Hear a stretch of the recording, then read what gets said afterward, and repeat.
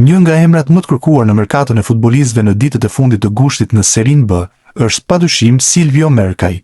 Sulmuesi shqiptar ka një kontratë me Sud Tirol deri në verën e vitit të ardhshëm, dhe pas formës që ka treguar në edicionin e kaluar, duket se ka tërhequr vëmendjen e emrave më të njohur. Sipas mediave italiane, janë skuadrat e Vicenzës, Pisës, Mantovës, Veronës, Padovës dhe Beneventos, të cilat kanë shfaqur interes konkret për të dhe ka nisur negociatat si me futbollistin, ashtu edhe me vetë klubin që zotron kartonin. Sud Tirol raportohet se i ka vendosur çmimin 1 milion euro kartonit të tij, për ta lënë të largohet në ditët e fundit të merkatos, nëse gjendet akordi me cilin do nga pretendentët për të siguruar shërbimet e Mercajt. Ky i fundit, disa vite më parë, mund të përfundonte edhe në superiore, pasi kishte spikatur me fanelen e Virtus Enteles në Serie C. Partizani pa të bërë një ofertë sulmuesit, por në fund ai e refuzoi duke qëndruar në Itali. Sulmuesi shqiptar Enis Rexhepi rrëmbeu skenën me Stuttgart U19, teksa arriti të realizonte plot 5 gola në transfert ndaj Bayern Munich U19.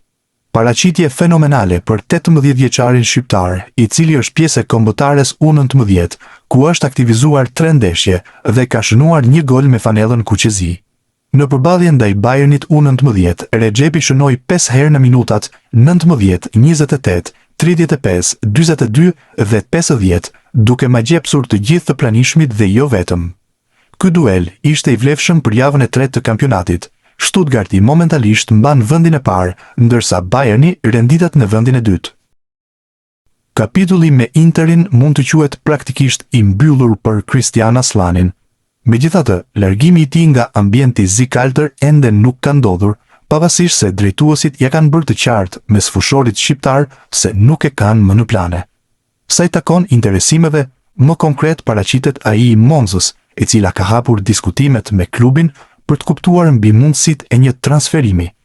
Në një raportim të fundit nga eksperti i lëvizjeve në Mercato, Fabrizio Romano, kjo pistë mbetet ende në fazat fillestare, pasi nuk ekziston një ofertë konkrete. Sa kaq, vetë Aslani do të ketë të drejtën e fjalës së fundit, dhe megjithëse ndryshimi i skuadrës do të ndodhë vetëm në ditët e fundit të merkatos. Kujtojmë se për shqiptarin pati fjalë edhe nga Arabia Saudite, më konkretisht nga Al Ittihad, si dhe nga Sassuolo dhe Cagliari në Itali. Sulmuesi kombëtares shqiptare Indrit Tuci ka ndruar skuadër gjatë verës dhe tashmë është bërë pjesë e ekipit të Olimpia Ljubljanës në Sloveni. Futbollisti është prezantuar sot nga klubi sloven ku ka firmosur për 2 vite, me opsion për zgjatjen edhe një tjetër sezon. Indrit Tuci është një dragua. Vija e sulmit e Olimpias është përforcuar nga lojtari 25 vjeçar i Shqipërisë, Indrit Tuci. Sulmuesi 191 cm i gjatë, ka fituar përvojë në Kroaci, Republikën Çeke dhe Turqi. Ka fituar kampionatin kombëtar dhe trofe me Spartën e Pragës dhe është aktivizuar edhe në kompeticionet europiane, shkruante klubi sloven. Tuci do të bashkohet në repartin e sulmit me një futbollist të kombëtares, Marvin Çunin, i cili gjithashtu është pjesë e slovenëve. Ernest Muçi ka humbur startin e sezonit me fanellën e Trabzonspor për shkak një dëmtimi që ka pësuar pak ditë para se të nisnin aktivitetet zyrtare për skuadrën e tij. Sulmuesi i kombëtares shqiptare kishte qenë protagonist në të gjitha ndeshjet miqësore që zhvilloi klubi turk, por pak ditë para startit të kampionatit, ai pësoi një dëmtim që e la jashtë fushave të lojës. Sipas mediave turke, fillimisht u fol për 2-3 javë pushim për lojtarin, por tashmë mësohet se rikuperimi i tij ka ecur me ritme më të shpejta se sa mendohet. 61 saat shpjegon se futbollisti do të mungojë edhe në ndeshjen e mesjavës që Trabzonspor luan në play-off të Ligës e Europës ndaj Ferencvarosh, por ai pritet që të jetë i gatshëm për duelin e fundjavës ndaj Başakşehir në kampionat.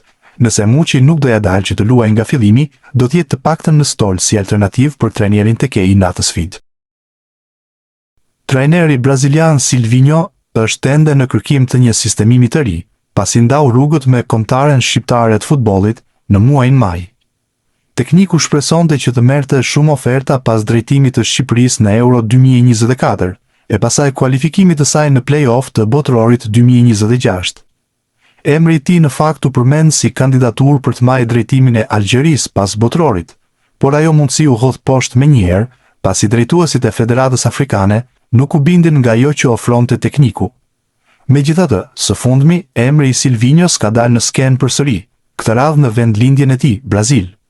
Ai shihet si një nga kandidaturat e forta për të marrë drejtimin e një prej klubeve më të njohura në vend, Fluminenses, e cila shkarkoi pak ditë më parë trajnerin. Klubi me qendër në Rio de Janeiro, i cili fitoi Kupën Libertadores në vitin 2023, për momentin po drejtohet në një trajner i përkohshëm, ndërsa po shqyrtohen alternativat, mes të cilave përmendet edhe emri i Silvinhos. Ky i fundit ka drejtuar më parë në futbollin brazilian ekipin e Corinthians. U luajtën mbrëmjen e sot me 3 duelet e para të vlefshme për fazën play-off të Ligës së Kampionëve, të cilat prodhuan plot 6 gola, por 0 skuadra fituese, pasi të 3 sfidat u mbyllën në barazim. Në fushën e lojës zbritën 4 lojtarë shqiptar, Strakosha, Pilos dhe Muriqi, e nisën nga minuta e parë, ndërkohë që Arber Hoxha u hodh nga stoli në minutën e 68. Baraspeshë totale, teksa kualifikimi do të vendoset në duelet e kthimit pas një jave, ku 6 skuadrat do të tentojnë gjithçka për të siguruar kualifikimin në Champions. Juventusi ka mbyllur përgatitjet për sezonin e ri me miqësoren e fundit, atë më të veçantën. Si çdo vit, bardëzinjtë e ekipit të parë janë përballur me ekipin U23 të tyre në sfidën që është kthyer në klasike të çdo vere. Ekipi i parë ka fituar me shifrat 2-0 fal golave të Conceiçaos dhe McKennit, që në pjesën e parë të luajtur mes entuziazmit të tifozëve për të cilët ishin dyert e hapura në stadium, ndërsa pjesa e dytë nuk u luajt as pak, pasi tifozët pushtuan fushën në kërkim të fotove dhe autografeve, siç ndodh thuajse gjithmonë në një sfidë të tillë. Duhet theksuar se në 45 minuta që u luajtën, titullari në radhët e Juventusit U23 ishte Armand Durimshi, i cili edhe pse vetëm 18 vjeçar, ka djegur etapat dhe shihet si një sulmues i cili së shpejti do të jetë pjesë edhe e ekipit të parë. Sulmuesi është pjesë e kombëtarëve të moshave të Shqipërisë dhe pritet që shumë shpejt të ftohet edhe në ekipin U21. Klubi Ipswich po mundohet në të gjitha mënyrat që kthimi i radhës në Premier League të zgjas më shumë se herën e fundit, kur ishte vetëm një sezon si transit në elitën e futbollit anglez, dhe klubi ka përmirësuar ndjeshëm të gjithë qendrën stërvitore duke investuar 30 milion pound në të me sisteme të ndryshme që pritet ta ndihmojnë që të kenë një avantazh ndaj rivalëve. Klubi ku bën pjesë dhe sulmuesi kombëtarës shqiptar Anis Mehmeti ka ndërtuar tashmë strukturën e re duke përmirësuar ndjeshëm të vjetrën që ishte larg çdo standardi që kërkohej për futbollin në këto nivele, pasi i përkiste fillimit të viteve 2000, përveç se modernizuar si infrastruktura, jo është bërë një qendër e mirë fill teknologjike. Sipas East Anglian Daily Times, klubi ka investuar dhe në tualete teknike. Lojtarët duhet të regjistrohen individualisht para se t'i përdorin për të bërë urinën, pasi analizimi i kampionëve të tyre nga sensorët do t'i shërbejë stafit mjekësor të skuadrës për të kuptuar se si është niveli dhe i trajtimit të secilit gjatë stërvitjeve apo aktiviteteve fizike. Në ambiente janë instaluar gjithashtu dhe teknologji për tharjen e shpejtë të këpucëve, siç përdoret në resortet e skive në Austri apo edhe skaner për kockat që është sjellë nga SBA-ja, në mënyrë që të gjitha testimet të mund të kryhen që në qendrën stërvitore në rast problemesh, pa pritur dërgimin e lojtarëve në qendra shëndetësore. Tani ka dhe një pishinë që përdoret për hidroterapi, kabina hiperbarike dhe për të ftohtin për rikuperim, një palestër moderne dhe një dhomë stërvitjeje në lartësi. Sipas drejtuesve të klubit, ky përmirësim i ndjeshëm bindi trajnerin Gary O'Neill që të bashkohej këtij projekti, duke i dhënë lam të mira Strasburgut ku trajtonte më parë. Mirlin Daku ishte protagonist në fitoren e Spartakut të Moskës ndaj Baltikës me rezultatin 2-1 në ndeshjen e vlefshme për javën e 4 të Premier Ligës ruse. Sulmuesi shqiptar dha asist për Manfred Ugalde, i cili shënoi golin e parë të Spartakut në takimin e zhvilluar në Kaliningrad. Pas ndeshjes, Daku e cilësoi triumfin si shumë të rëndësishëm për ekipin duke theksuar vështirësinë e përballjes me Baltikën në fushën e saj. Emocionet gjithmonë janë të mira kur fiton. E dinim para ndeshjes se ishte shumë e vështirë të luanim kundër Baltikës në shtëpinë e saj. Për ne është një fitore shumë e rëndësishme. Duhet vetëm të fitojmë. Unë dua të fitoj dhe nëse nuk shënoj vetë, deklaroi Daku. Sulmuesi shqiptar foli gjithashtu për bashkëpunimin me Ugalden, me të cilin po krijon një dyshe në repartin ofensiv të Spartakut. Daku tha se mes tyre ekziston një mirë kuptim i mirë futbollistik, pavarësisht se kanë pak kohë që luajnë së bashku. Unë e njoh shumë mirë Ugalden dhe e kuptoj mënyrën se si luan. Kam ndjesinë sikur kemi luajtur së bashku prej 3 ose 4 vitesh, kemi një mirë kuptim futbollistik. duhet të luajmë edhe pak më shumë së bashku dhe gjithçka do të shkojë mirë, u shpreh 28 vjeçari. Daku fuli dhe për largimin nga Rubin Kazani, klub ku kaloi 3 vite përpara transferimit të Spartaku. Ai pranoi se ndarja nuk ishte e lehtë duke pasur parasysh lidhjet që kishte krijuar gjatë qëndrimit në Kazan. Ne të gjithë dimë se sa shumë gjëra kanë ndodhur me mua te Rubini, kam shumë miq atje dhe kam kaluar 3 vite, ndaj ishte e vështirë të largohesha. Por tani jam te Spartaku dhe dua thjesht të luaj këtu, tha Daku. Pas 4 javësh kampionat, Spartaku ka grumbulluar 9 pikë dhe renditën të vendin e 3 në tabelën e Premier Ligës ruse. Ndeshjen e radhës, skuadra Moskës do ta luajë më 23 gusht në shtëpi ndaj Zenitit. Daku ju bashkua Spartakut gjatë kësaj vere pas largimit nga Rubini. Në 3 sezone me klubin nga Kazani, sulmuesi shqiptar zhvilloi 93 ndeshje në të gjitha kompeticionet, duke shënuar 38 gola dhe duke dhënë 13 asist.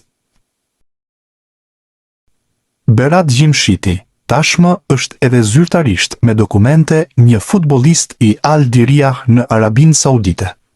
Procedurat burokratike nuk kishin përfunduar, ndaj klubi i Atalantës nuk kishte shpallur publikisht divorcin me kapitenin e kombëtarës shqiptare.